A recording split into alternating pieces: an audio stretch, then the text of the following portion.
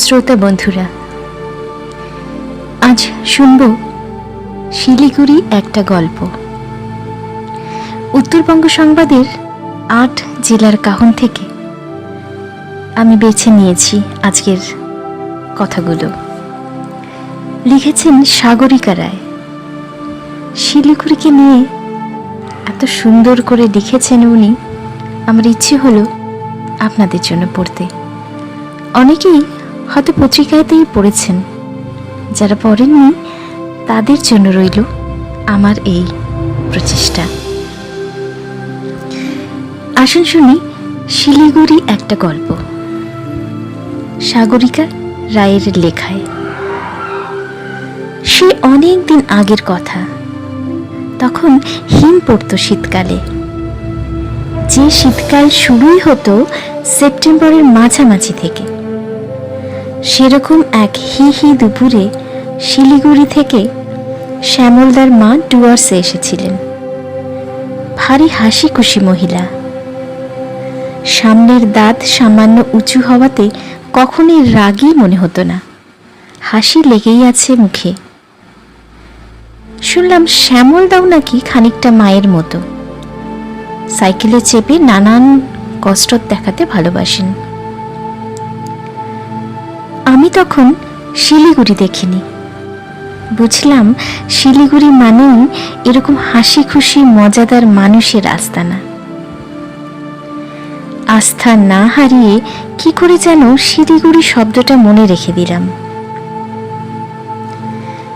একদিন বেড়ানো শেষ করে বড় বাসে চেপে উনি ফিরে গেলেন শিলিগুড়িতে। কিন্তু তার বলে যাওয়া পাহাড়ের হিম, কুয়াশা, ভারতনগরের শিবের থানে সুর করে গান গেয়ে জল ঢালার গল্প শুনতে শুনতে স্পষ্ট দেখতে পেতাম কুচকুচে শিবলিঙ্গের ওপরে ঠান্ডা জল নেমে আসছে শ্যামলদার মায়ের পেতলের ঘটি থেকে।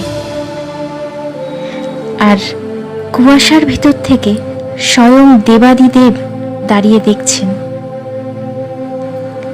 বুদ্ধি পাকা হয়নি তখনও, এখনো নয়, কিন্তু তখন যেটা বিশ্বাস করেছিলাম এখনো সেই বিশ্বাসের মধ্যেই আকণ্ঠ ডুবে থাকতে চাই। স্পষ্ট দেখতে পাই একটি বিশাল বটের তলায় বাঁধানো বেদির ওপরে অনেক শ্যামলদার মায়েরা জড়ো হয়ে বড়বেলার রান্নাবাটি খেলার গল্প করছে। ওদিকে উত্তরে বাতাসে জড়সড় পাড়া সন্ধ্যের দিকে এগিয়ে যাচ্ছে। মহাবীর স্থান পেরিয়ে দেশবন্ধু পাড়ার দিকে রওনা হলো কয়েকজন। কেউ গেল ডাবগ্রামে, কেউ ভারতনগরে। সন্ধেবাতি দেখাতে হবে ঘরে। আসলে শিলিগুড়ি মানেই দ্বিতীয় কলকাতা। শিলিগুড়ি মানেই 4T এর সহাবস্থান।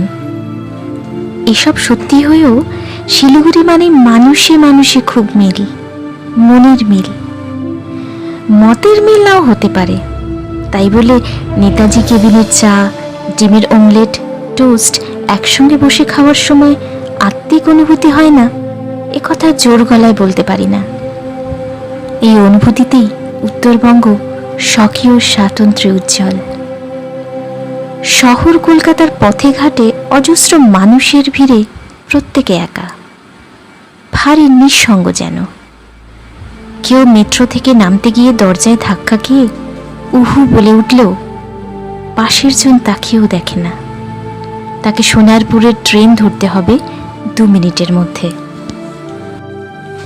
আমার দিদিমা টুকটুক করে কাছের বাজারে যেতেন, গিয়ে রঙিন সুতো, রং বেরঙের লেস কিনে ফিরে আসার সময় হাতিমোড়ে পবিত্র দোকান থেকে কেক আর অসীম সুইটসের ছানার জিলিপি কিনে আনতেন।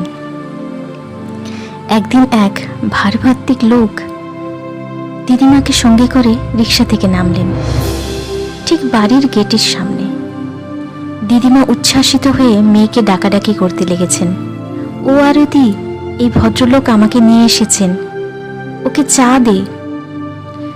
আমরা বাড়ি শুদ্ধ অবাক, কে এই ভদ্রলোক? উনি কিন্তু ব্যাপারটা বেশ সামনে নিলেন। আপনি নামুন আগে। হ্যাঁ, আমার হাতটা ধরুন। এই এই এই আস্তে আস্তে, ব্যাস। দিন, ব্যাগ আমার হাতে দিন। দিদিমার শৌখিন সুতোর তৈরি ব্যাগটি ভদ্রলোকের হাতে। উনি দিদিমাকে নিয়ে এগিয়ে আসতে আমরা সবে ফিরলাম। দ্রুত তাদের দুজনকেই স্বাগতম জানিয়ে ভিতরে আসতে বলতে উনি হাসলেন। আরে না, উনি বাজারের মাঝখান দিয়ে যাচ্ছিলেন, আর একটু হলেই গরু ধাক্কা দিত, তাই রিক্সা করে পৌঁছে দিলাম। চা পাওনা রইল, পরে হবে। এইরকম কত ভালোবাসা কোথায় কার কার কাছে জমা পড়ে আছে, কেউ খবর রাখি না। আমার এক স্যার বলেছিলেন, শিলিগুড়ির মানুষের মন খুব নরম। পাহাড়ের কাছে থাকে কিনা, বরফের টাচ পেয়ে মানুষ বড্ড ঠান্ডা আর কোমল। ওয়েদারের এফেক্ট আছে তো। এফেক্ট কথাটা বেশ মনে ধরল আমার। ওয়েদার ওখানে ভারী আলসে। সূর্য ঘুম থেকে উঠতে চায় না মোটে। লেপের ভিতর থেকে মুখ বের করে মোবাইল টেনে নিতে হাত অসার। তারই মধ্যে দেখে নিলাম 8টা বেজে গেছে। তা বাজুক, সূর্য ওঠেনি তো আমি কি করে উঠব? উঠে করবই বা কি? চা খেতে হবে একা। বাকিরা কবে, মানে কখন লেপের মায়া ত্যাগ করবে কে বলতে পারে? কুয়াশায় চারপাশ ঝিমঝিম। ওই দেখো, মোহনদার বাড়িটা দেখাই যাচ্ছে না। মোটা দুধের স্বর পড়েছে প্রকৃতি জুড়ে। বৈশাখের শুরুতেই কেন যে শীতের কথা মনে পড়ল, এই এক মুশকিল। উত্তরবঙ্গ নিয়ে কিছু বলতে গেলেই ঠান্ডাকে আগে মনে পড়ে যায়। আসলেই আলসে শহরের আলসে মানুষ। কলকাতায় বাসকালীন ভোর 5টায় উঠেও দেখি হই হই করে রাজ্য শুদ্ধ লোক মর্নিং ওয়াক করছে। সদ্য রাস্তার আলো নিভেছে, তার আগেই সব উঠে স্নিকার্স পায়ে বেরিয়ে পড়েছে। কত বিভিন্ন রকমের ব্যায়াম, জগিং, ব্যাকওয়াক, প্রাণায়াম।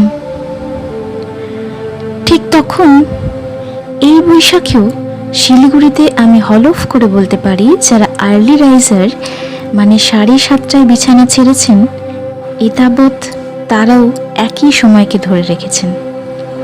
ভদ্রলোকের এক কথা। বেলা 12টার দিকে ধীরে সুস্থে অফিস যাওয়া, গিয়ে দুপুরের ঘুমটা জাগিয়ে নেওয়া। তারা কলকাতার স্পিডে নাজিয়াল হবেন না, এ আর বেশি কি? বৈশাখ আসার আগে চৈত্র এসেছে বরাবরের মতো। চৈত্র মানেই সেল। সেলেই হুমড়ি খেয়ে পড়েছিলাম একবার। কি সস্তা, কি সস্তা কাকিমা, তাড়াতাড়ি করে চলে যাও, নিমন্ত্রণ করছে সব দোকানে দোকানে। সেলে শাড়ি জামা কাপড়ের ভান্ডার খুলে দিয়েছে শিলিগুড়ি। এই ফাঁকে মেয়ের শ্বশুরবাড়ির পুজোর গিফট দেওয়ার জন্য বাজার সেরে রাখো হে। জামাইয়ের টি শার্ট, পাঞ্জাবি, মেয়ের একটা তাঁত, একটা অল ওভার সুতোর কাজের লাইট কালারের বেনারসি, শাশুমার, শ্বশুরের, বাজার জমজমাট। নববর্ষের দিন পরার জন্য হলুদ তাঁত চাই মায়ের। পারে যেন একটু জড়ি থাকে, দেখো দিদিমার তুতে পাড় শাড়িতে একটুখানি জড়ির দাগ। ছেলের জন্য, বরের জন্য, নিজের জন্য। বাজার নিয়ে ফেরার সময় হঠাৎ কি বৃষ্টি, কি বৃষ্টি, মনে আছে মা? ছোটনের একটা নীল একছাটের জামা কেনা হয়েছিল তনুজা থেকে। ওটা কি সুখেনের দোকান ছিল? ছোটনকে কি সুন্দর দেখাতো ওই জামাতে। কত ছোট ছোট টুকরো ঘটনা একটা সময় কত বড় হয়ে ফিরে আসে মনের সামনে। মন বড় খোলা রাখে উত্তরবঙ্গ, লুকো ছাপা নেই সেখানে। বিধান মার্কেটের দোকান ঘুরতে ঘুরতে হঠাৎ করে পেয়ে যাই মনের মতো হাত ব্যাগ। রাধারানী ভাণ্ডারের শিবুদা দোকানে নেই, গোবিন্দ ছিল। অনেকদিন পরে হলেও চিনেছে। ভালো তো? আসেন না এখন? খুব ভালো লাগলো। নিজের মানুষ এমনই তো হয়, এরকমই হওয়া উচিত। সত্যি মনে হলো ঘরে ফিরেছি, আপনজনের কাছে। শিলিগুড়ির মূল চরিত্রটা এরকমই।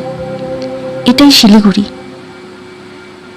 এনজিপিতে পৌঁছে ট্রেন থেকে নেমে যখন দেখি খোলা আকাশ, আর আর যেন কি একটা হেসে ওঠে, এসেছ, তখন ফুরফুরে হয়ে যাই। এসেছি গো, এসেছি, মন দিতে এসেছি। সেল সারতে সারতে বৈশাখের উকিঝুঁকি শুরু হয়ে গিয়েছিল। সাত সকালে স্নান সেরে সেলের শাড়ি পরে পুজো দিলাম। ঠাকুরের ঘটি থেকে জলের ঝাপটা এসে পড়ল শাড়িতে। ইস, নতুন শাড়ি বলে কথা, কেমন সুন্দর অফ হোয়াইট জমিতে রানী কালারের কলকা। জল ঝরতে ঝরতে অবাক নাকি স্তম্ভিত হয়ে দেখি, কি কাণ্ড রে বাবা! জল একটা করে কলকা নিয়ে ঝরে ঝরে পড়ছে। শেষ পর্যন্ত হাতে রইল অফ হোয়াইটের একটা শাড়ির থান, মাঝে মাঝে হালকা গোলাপি রং লেপা পোছা হয়ে আছে, একটুখানি অস্তিত্ব নিয়ে। দিদিমা দেখে শুনে গোমরা। আমার তুতে পারখানা থাকবে তো? সেলে ভুলানো ছড়া দিয়ে ছেলে মেয়ে সবাইকে ভুলিয়ে দেওয়া যায়। তবু পরের বছর ফের ছুটি। ও কাকিমা, চলো গো, নিমন্ত্রণ এসেছে। হাঁপাতে হাঁপাতে যাই, ভিজে একসা হয়ে ফিরি রাজ্যের বিরাট বিরাট প্যাকেট নিয়ে। বিবরণ দিতে থাকি, কত সস্তায় কি দারুণ সব মালপত্র কিনেছি। বিকেলে অখিলদার সুভাষপল্লীর মুক্তা জুয়েলার্সে নেমন্তন্ন। হালখাতা করতে যেতে হবে। গিয়ে দেখি কাউন্টারের ওপারে অখিলদার চওড়া হাসিতে ব্রিজ খেলা চলছে। অনেক লোকের পিছন থেকে হাত দেখাই, অখিলদা, আমরা এসেছি। অখিলদার হাসি ভরা মুখ আমাদের দিকে ফেরে। আসুন, বসুন, ঠান্ডা খান। না, গলা ব্যথা। আমার কাছে গরম ঠান্ডা আছে। এই বৌদিকে একটা গরম ঠান্ডা দে তো। অমনি একটি গোলগাল ছেলে শোরুমের সামনে বড় র্যাক থেকে বের করে দিল সেই দুর্লভ পদার্থ, গরম ঠান্ডা। পৃথিবীর বিস্ময়কর আবিষ্কার। ফ্রিজের শীতলতার স্পর্শ থেকে বাইরে রেখে এই মহামূল্যবান ড্রিঙ্কের আবির্ভাব হয়েছে, যা কোল্ড ড্রিঙ্ক কিন্তু হট। আসলে হৃদয়ের উষ্ণতায় সবই সম্ভব। এসব অন্যেরা বুঝবেই না। শিলিগুড়িতে যা নেই তা মহাভারতেও নেই। এটুকু বুঝলেই হলো শিলিগুড়িকে বোঝা। সত্যি শিলাবৃষ্টি হয় বলেই নাকি শিলিগুড়ি নাম। কেউ কেউ শিলিগুড়িকে সম্মুখ উপলব্ধি করতে চায়। শিল বিলাতি আলু থেকে নাকি লেপচারা ইংরেজদের দেখে নাকি চিৎকার করেছিল, শিলিগুড়ি শিলিগুড়ি, শিলিতির গ্রি ছোড়ো। তীর ছুঁড়ে এদের তারাও, তাই নাকি? জানি না ভাই। ভারী আলসে, আদুরে, বিলাসী শিলিগুড়ির পরম স্নেহে আবিষ্ট করে রাখে আমাকে। রোদ ঝলমল সকালে বাড়ির ছেলে চেঁচিয়ে ডাকে, তোমরা ছাদে এসো, আজ কাঞ্চনজঙ্ঘা দেখা যাচ্ছে। সব হুড়মুড়িয়ে ছাদে ছুটল। বিশাল আকাশ হাত পা মেলে রোদ পোয়াচ্ছে। অনেক দূরে কাঞ্চনজঙ্ঘা ঝলমল করে উঠল। আজ অনেক দিন পর শ্যামলদার মাকে মনে পড়ল।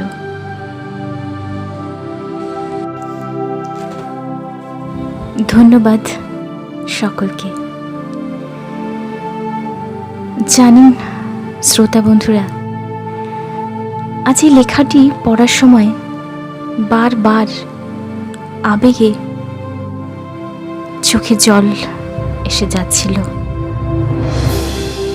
জানি না কি এই আবেগ আমাদের এই ছোট শহর শিলিগুড়ির সাথে আমাদের সকল শিলিগুড়িবাসীর। এই লেখার মধ্যে এক জায়গায় একটি কথা আছে, আমাদের মতের অমিল থাকতে পারে কিন্তু মনের মিল কিন্তু একনিষ্ঠ। আমরা সকলে শিলিগুড়িকে সবচেয়ে বেশি ভালোবাসি।